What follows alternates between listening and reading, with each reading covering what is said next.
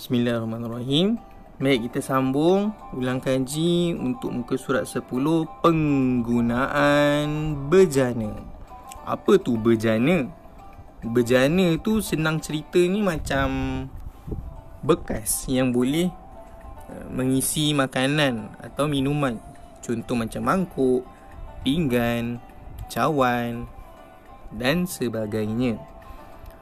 Jadi ada hukum berkaitan dengan penggunaan bekas ni dalam Islam. Ada bekas yang kita boleh guna, ada yang kita tak boleh guna. Dan dia agak terperinci dan banyak untuk dibaca, tapi kita cuba ringkaskanlah mana yang selalu ditanya dalam ujian atau peperiksaan. Yang pertama, kita fahamkan yang pertama, haram menggunakan bekas bejana yang dibuat daripada emas dan perak untuk digunakan sebagai tempat makan, minum dan lain-lain. Sama ada banyak atau sedikit emas perak tersebut. Boleh faham setakat ni? Okey. Kita tengok dekat sini yang alif. Ini saya ambil yang mana pernah ditanyalah. Dekat sini diceritakan tentang pengecualian. Hukum asalnya adalah haramlah menggunakan sesuatu yang diperbuat daripada emas dan perak. Ini barang-barang perkakas lah. Bukan kita cerita tentang perhiasan perempuan. Tidak. Ini perkakas umum yang boleh digunakan kedua-dua lelaki dan perempuan. Contoh macam dekat sini dia tulis haram menggunakan pencelak mata, bekas celak, penjuluk gigi, jarum, sudu, sikat, bekas perasap dan seumpamanya yang dibuat daripada emas dan perak. So lain-lain barang juga, kalau ada emas dan perak, sama ada banyak ataupun sedikit, hukumnya adalah haram. Tapi ada pengecualian. Kita baca dekat sini.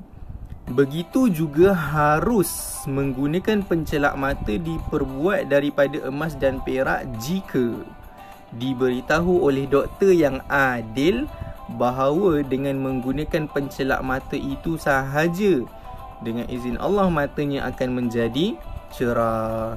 Jadi kalau ada pengesahan daripada doktor yang adil, maksudnya doktor yang dia faham tentang agama dan juga tentang perubatan, maka di situ pengecualian untuk menggunakan perkakas barang yang mempunyai unsur-unsur emas dan perak, sama ada banyak ataupun sedikit.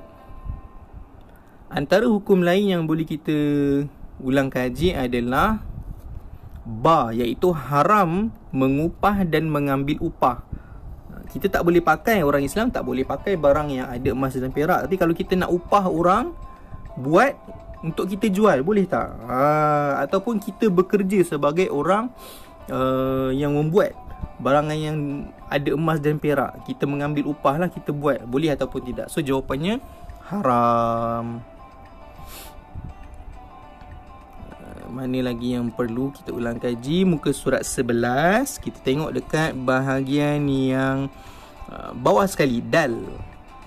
Harus menggunakan bejana yang diperbuat selain daripada emas atau perak, seperti daripada permata, yakut, marjan, zabarjat, akik dan seumpamanya. Dalam periksa dia pernah tanya, dia minta contoh bahan-bahan yang boleh digunakan oleh orang Islam untuk menggunakan bejana.